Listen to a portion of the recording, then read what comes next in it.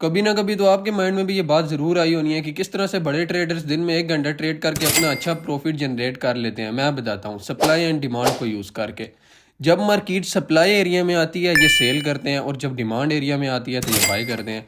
अगर आप 5 मिनट के टाइम फ्रेम में ट्रेड कर रहे हो तो मार्केट 1 घंटे के अंदर एक टाइम सप्लाई या डिमांड एरिया में ज़रूर आएगी, तो आप 1 घंटा ट्रेड करके अपना अच्छा प्रॉफिट जनरेट कर सकते हो।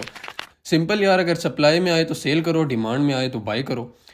लेकिन उससे पहले आपको सप्लाई एंड डिमांड का कॉन्सेप्ट सीखना पड़ेगा। इस वीडियो में हम सीखेंगे how to draw supply and demand zone, where to put stop loss, where to put trade, where to put target. तो बगैर टाइम वेस्ट किए वीडियो को करते हैं स्टार्ट।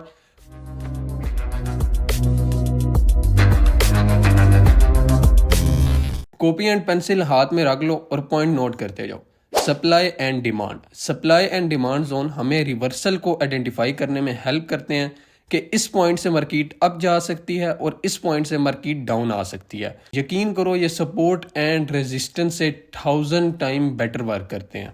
तो चलो बेसिक से स्टार्ट करते हैं। What is supply and demand zone? Supply and demand zone support and resistance की थ्योरी से थोड़े एडवांस हैं। फर्स्ट हम समझते हैं डिमांड जोन क्या होता है। तो ये चार्ट पर देखो, ये हमारा एक सपोर्ट लेवल है, क्योंकि मार्केट यहाँ से ऊपर गई है। हमने इस पॉइंट पर एक सपोर्ट लेवल ड्रा किया, ये सोच कर कि मार्केट इस पॉइंट से ऊपर जाएगी। लेकिन क्या हुआ, मार्केट इस एरिया से पहले ही ऊपर चली गई, और यहाँ हम देखते ही रह जाएंगे कि मार्केट इस पॉइंट पर आए और हम बाय करें। नाउ द क्वेश्चन इज कि ऐसी सिचुएशन में हम क्या करें। यहाँ पर एक ऑप्शन है कि हम इसका डिमांड जोन फाइंड करें। तो यहाँ देखो चार्ट पर ये एक डिमांड जोन है, और मार्केट डिमांड जोन पर आई और वापस चली गई। और अगर हमने सपोर्ट के बजाय डिमांड जोन मार किया होता तो यहाँ पर हमारी ट्रेड बुक हो सकती थी। तो डिमांड जोन क्या होता है और हम इसे किस तरह से मार करते हैं, हम इसी वीडियो में सीखेंगे। लेकिन उससे पहले देख लेते हैं सप्लाई जोन क्या होता है। यहाँ चार्ट पर देखो तो यहाँ पर एक रेजिस्टेंस लेवल है, और हम सोचते हैं मार्केट इस लेवल पर आएगी तो हम सेल करेंगे। लेकिन क्या हुआ, मार्केट रेजिस्टेंस लेवल पर पहुँचने से पहले ही रिवर्स हो गई। तो जहाँ से मार्केट रिवर्स हुई यहाँ पर देखो तो यहाँ पर एक सप्लाई जोन है। सो यहाँ हमारे पास एक अपॉर्चुनिटी है कि हम सप्लाई एंड डिमांड जोन मार करके सपोर्ट एंड रेजिस्टेंस लेवल से बेटर ट्रेड बुक कर सकते हैं।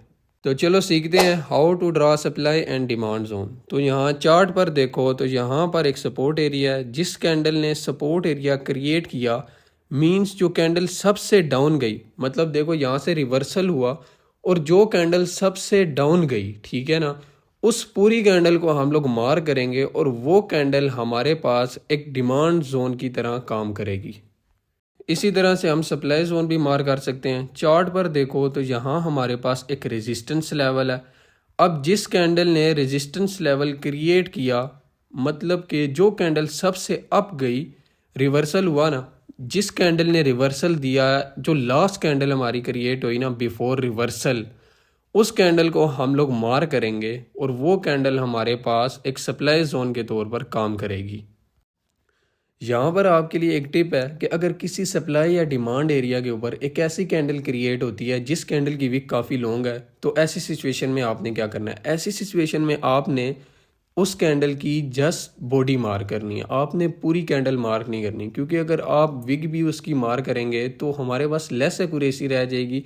हमें आइडिया नहीं होगा कि मार्केट किस एरिया से रिवर्सल ले सकती है, क्योंकि वो जोन ही इतना बड़ा ड्रा हो जाएगा तो हम लोग जज नहीं कर पाएंगे कि मार्केट किस एरिया से रिवर्स कर सकती है।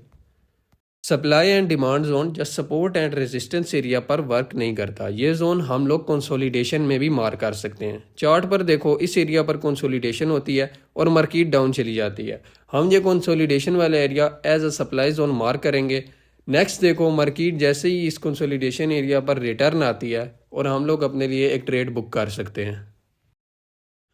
तो यहाँ आपके लिए कुछ की पॉइंट्स हैं जिन्हें आपने याद रखना है। देखो, कोई भी सप्लाई या डिमांड जोन 2 या 3 बार से ज़्यादा टच हो जाता है तो अब आपने उस जोन में ट्रेड नहीं करनी, क्योंकि जिस एरिया पर मार्केट ने 2 या 3 बार टच किया तो अब वो जोन वीक होने लगता है और पॉसिबल है कि मार्केट उस एरिया को ब्रेक करके अप या फिर डाउन चली जाए। तो ऐसी सिचुएशन में आपने ट्रेड बुक नहीं करनी। देखो, अब आपने सप्लाई एंड डिमांड जोन तो मार करना सीख लिया, लेकिन अब आपने इसमें ट्रेड कैसे लेनी है।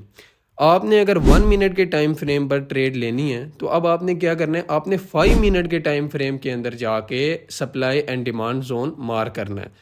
5 मिनट के टाइम फ्रेम पर supply and demand zone mark किया। अब आपने रिटर्न आना है 1 मिनट के टाइम फ्रेम पर और वेट करना है कि मार्केट उस सप्लाई या डिमांड जोन पर वापस आए और तब आपने ट्रेड बुक करनी है।